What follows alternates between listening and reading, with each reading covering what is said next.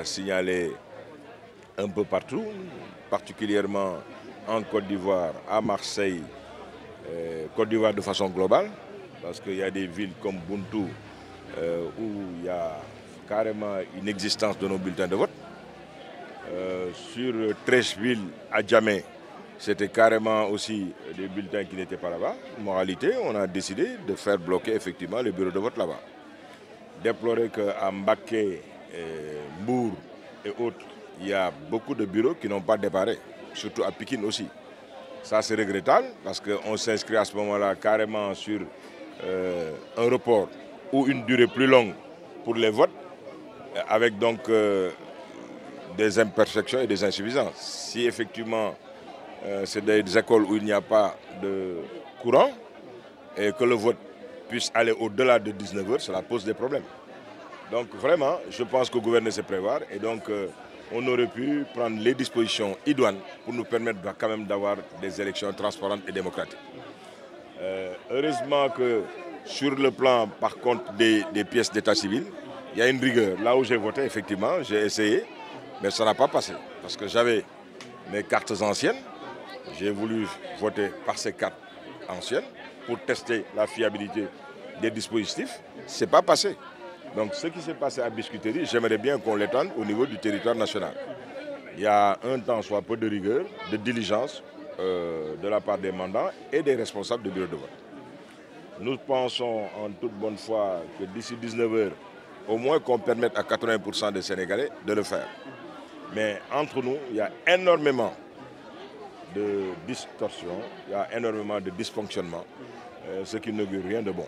Vous ne passez pas à une prolongation on sera obligé, je l'ai dit tantôt sur Mbour, sur Diourbel, sur Mbaké, sur Dakar, sur Pikine, qui concentre l'essentiel aujourd'hui de la population de Dakaroise.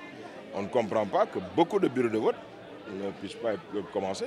À Mbour, sur 47 bulletins, il y a des bureaux où il n'y avait que 40 ou 45. Alors qu'à situation exceptionnelle, mesure exceptionnelle, pourquoi le préfet de Mbour ne peut pas requérir et réquisitionner la totalité des véhicules? S'il y avait un problème à Dakar, mais que je passe moi, le préfet de Dakar a la possibilité de réquisitionner ma voiture. Donc comment comprendre qu'ils amènent les bulletins au compte-gouttes depuis ce matin? C'est extrêmement grave. Nous sommes dans une situation particulière qui devait amener aujourd'hui ces préfets-là à requérir tout le monde, tout véhicule, pour acheminer effectivement les bulletins à bonne heure. Sinon, effectivement, on risque d'avoir des échéances différées. Au lieu de fermer les bureaux de vote à 19h ou 18h30, on risque de le faire à 20h ou 21h pour permettre effectivement au nombre suffisant de Sénégalais de pouvoir faire ce qu'ils ont à faire. C'est les cafouillages à constater. Regardez sur les abris, à cause de la pluie d'hier et du vent, beaucoup d'abris ne pourront pas être fonctionnels dans la banlieue. C'est grave. Il y a eu vraiment des manquements inacceptables dans une démocratie comme le Sénégal, mais aussi dans un pays où on nous rabâche quotidiennement que c'est un Sénégal émergent. On n'émerge pas dans la cacophonie et dans ses insuffisances. Tout le monde savait qu'au mois de juillet, la pluie est là. Nous, toutes les tournées que nous avons fait à l'intérieur du pays, mais la pluie était partout. Alors comment permettre aujourd'hui à tout le monde de faire les votes qu'il nous faut? Il y a des bulletins qui sont mouillés aujourd'hui. Comment on va faire? Vous ne